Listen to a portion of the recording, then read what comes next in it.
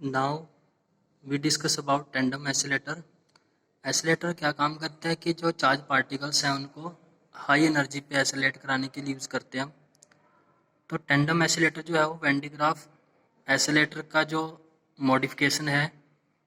तो van de Graaff oscillator में कुछ लिमिटेशन थी कि जो हम चार्ज पार्टिकल्स को एसिलेट कराते हैं वो सिंगल टाइम एसिलेशन कराते हैं, लेकिन जो वैन डी ग्राफ एसिलेटर है उसमें हम चार्ज पार्टिकल्स को टू स्टेज एसिलेटर भी बोलते हैं इसको, कि हम चार्ज पार्टिकल्स को टू टाइम एसिलेशन कराते हैं टेंडम एसिलेटर में। तो प्रिंसिपल हम इसका अभी डिस्कस करेंगे, उससे पहले कंस्ट्रक्शन जो है वो उसको स्टडी कर लेते हैं कि कंस्ट्रक्शन जो है वो एसिलेटर की किस टाइप से है। तो कंस्ट्रक्शन में हम क्या करेंगे, यहाँ पे एक ट्यूब के अंदर इसको कंस्ट्रक्ट करेंगे। यहाँ पे एक सोर्स एस जो है वो राइट साइड में आपको दिखाई दे रहा है। तो source of positive ion beam, जैसे हम क्या करते हैं कि प्रोटॉन्स को हमने एसिलेट कराना है, प्रोटॉन्स के आयंस को। तो हम क्या करते हैं, यहाँ से आयन बीम को यहाँ पे एंटर कराएंगे इस ट्यूब के अंदर। तो यहाँ पे जो आयंस हैं वो पॉजिटिव आयंस हैं। तो इसके बाद हम क्या करेंगे, इन आयंस को हम कॉलम C1 से पास कराएंगे।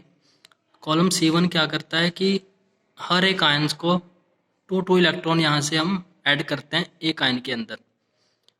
तो अब जो positive ion beam source S से एमिट हो रही थी, अब उसमें क्या किया हमने, 2 इलेक्ट्रॉन्स को ऐड किया है पर आयन के अंदर। तो अब पॉजिटिव आयन बीम जो है वो नेगेटिव आयन बीम में कन्वर्ट हो चुकी है। बट ऐसा नहीं होता कि सभी के सभी जो आयंस हैं वो नेगेटिव आयंस में कन्वर्ट हो चुके हैं। कुछ आयंस जो हैं वो इलेक्ट्रॉन्स हमने 2 ऐड किए हैं। हो सकता है कुछ आयन ने जो है वो सिंगल इलेक्ट्रॉन्स को गेन किया हो सकता है कि कुछ रह गए हों, कुछ भी ना उन्होंने गेन किया हो। तो हमें क्या करना है, यहाँ पे जो नेगेटिव आयन बीम है उसमें कन्वर्ट करना है। अगर वो एक इलेक्ट्रॉन को गेन करता है पॉजिटिव आयन बीम में से आयन, तो वो न्यूट्रल हो जाता है। तो हमने क्या करना है, वो न्यूट्रल जो आयंस हैं और जिन्होंने एक से ज़्यादा जो 2 इलेक्ट्रॉन चाहिए, तो उसके लिए हम क्या करते हैं, उसमें से जो न्यूट्रल आयंस हैं वो उनको हम अलग कर लेते हैं अनलाइंग मैग्नेट M1 से। ओनली हम क्या करेंगे कि फॉरवर्ड जो है वो नेगेटिव आयंस को हम यहाँ पे एंटर कराएंगे फॉरवर्ड डायरेक्शन में। इसको हम यहाँ पे करते हैं eight ground potential. Ground potential का मतलब है कि हमने जो पोटेंशियल डिफरेंस रखा है उसके नेगेटिव टर्मिनल पे। तो नेगेटिव टर्मिनल हमने रखा हुआ है और नेगेटिव आयन बीम हम यहाँ से एंटर कराते हैं। तो नेगेटिव और नेगेटिव जो है वो रिपेल करते हैं। और उसके बाद हमने क्या किया हुआ है, यहाँ पे टी जो टर्मिनल है उसको हमने हाई पॉजिटिव पोटेंशियल यानी पॉजिटिव पोटेंशियल पे इसको रखा हुआ है। तो पॉजिटिव जो टर्मिनल है वो नेगेटिव आयंस को अपनी तरफ अट्रैक्ट करता है हाई वेलोसिटी के साथ में। और उसके बाद हमने यहाँ पे C2 कॉलम जो है वो लगाया हुआ है। C2 कॉलम जो है वो C1 का रिवर्स काम करता है। ये हर एक आयन में से 2 इलेक्ट्रॉन्स को स्ट्रिप कर लेता है, एलिमिनेट कर देता है। जब हर आयन में से हम 2 इलेक्ट्रॉन हमने ऐड किए थे वही हम उसमें से निकाल लेते हैं। तो उसके बाद यहाँ पे जो है वो आयन बीम जो हमने यहाँ पे एंटर कराई है वो पॉजिटिव आयन बीम में कन्वर्ट हो चुकी होती है। तो पॉजिटिव जो हमने यहाँ पे पोटेंशियल दिया हुआ है वो पॉजिटिव पोटेंशियल दिया हुआ है, हाई पोटेंशियल। और उसके बाद हम यहाँ पे आगे जो है वो एक ग्राउंड पोटेंशियल जो है वो हम रखेंगे यहाँ पे।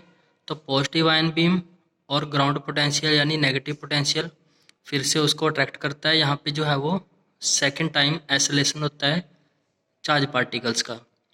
तो हम जो सोर्स एस से हमने पॉजिटिव आयन बीम एंटर कराई थी वही हमने इसको दोबारा से कन्वर्ट कर लिया है पॉजिटिव आयन बीम में, जो भी चार्ज पार्टिकल हमने एसिलेट कराने हैं।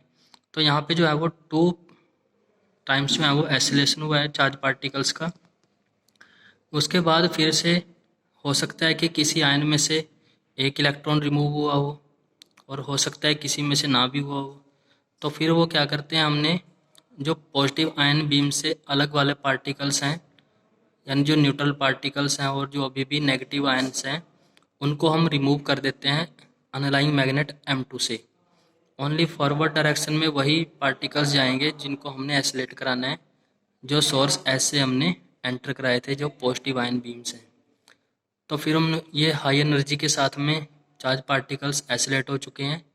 फर्स्ट जो है वो एसिलेशन के बाद सेकंड एसिलेशन हो चुकी है और आयंस जो है वो बहुत ज़्यादा हाई एनर्जी के साथ एसिलेट होके और जिस भी टारगेट पे हमने उसको स्ट्राइक करवाना है वहाँ पे टारगेट पे हम स्ट्राइक करवा देते हैं।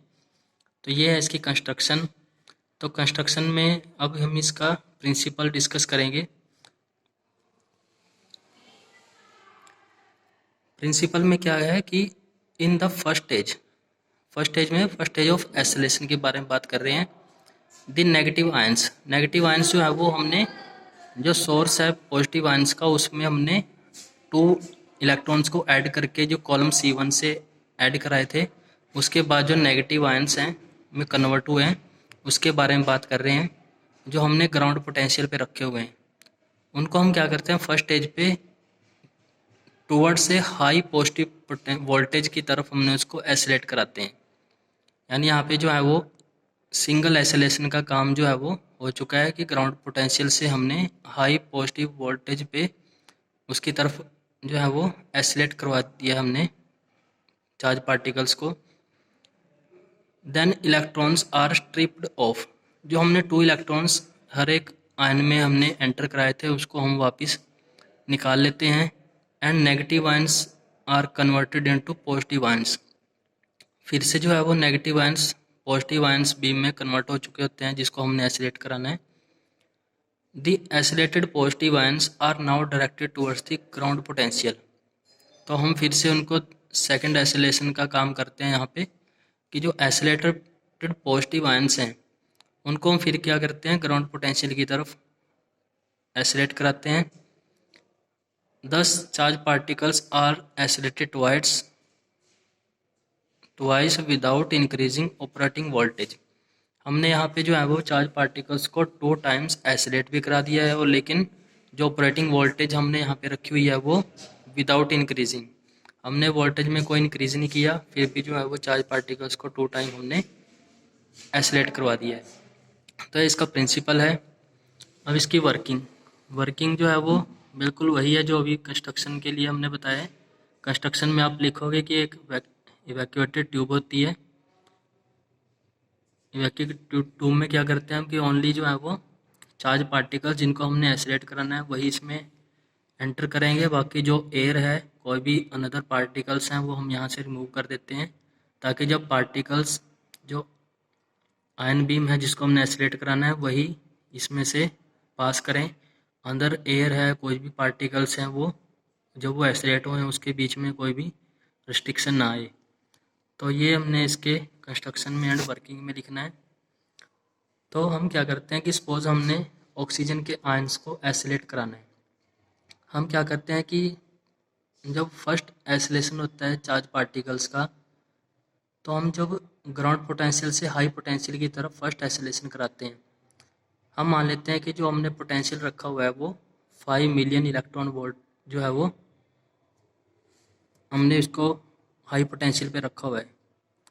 तो जो एनर्जी गेन करेंगे चार्ज पार्टिकल्स फर्स्ट स्टेज में वो 5 मेगा इलेक्ट्रॉन वोल्ट की एनर्जी गेन करेंगे। और सेकंड टाइम एसिलेशन में हम क्या करते हैं, फिर से हाई पोटेंशियल से उनको ग्राउंड पोटेंशियल की तरफ सेंड करते हैं। और अगर चार्ज पार्टिकल्स जो ऑक्सीजन आयन हम कंसिडर कर रहे हैं उसका जो एटॉमिक नंबर है वो 8 है और हमने जो वोल्टेज अप्लाई की है वो 5 मिलियन वोल्ट अगर अप्लाई करते हैं तो 4 8 40, तो 40 मेगा इलेक्ट्रॉन वोल्ट जो है वो एनर्जी गेन करते हैं सेकंड स्टेज में। तो जो टोटल एनर्जी है आयंस की वो कितनी हो जाती है अब 5 + 40 = 45 मेगा इलेक्ट्रॉन वोल्ट। तो ये हमने इसके कंस्ट्रक्शन में और वर्किंग में लिखना है। इसकी लिमिटेशन भी लिख सकते हैं हम। टैंडम एसिलेटर जो होता है वो ओनली चार्ज पार्टिकल्स को एसिलेट कराने के लिए यूज़ करते हैं। जैसे न्यूट्रल पार्टिकल्स हैं, न्यूट्रॉन्स हैं, वो एसिलेट नहीं हो पाते इसमें। सेकंड लिमिटेशन आप लिख सकते हो कि एट हाई वोल्टेज जैसे 5 मिलियन वोल्ट हम इसमें हाई पोटेंशियल पे रखते हैं तो ये बहुत रिस्की होता है काम करने के लिए। तो 5 मिलियन वोल्ट जो आता है वो रिस्की होता है, इसलिए इसकी 2 लिमिटेशन आप लिख सकते हो इसमें। एडवांटेज में आप लिख सकते हो कि हम विदाउट इंक्रीजिंग वोल्टेज हम जो है वो चार्ज पार्टिकल्स को 2 टाइम्स एसिलेशन करा सकते हैं इस टैंडम एसिलेटर में। सेकंड एडवांटेज आप लिख सकते हो कि over Van de Graaff accelerator, इसका जो साइज है वो कॉम्पैक्ट साइज होता है। बस यहाँ तक जो है वो टैंडम एसिलेटर जो है वो आपका टॉपिक कंप्लीट हो जाता है।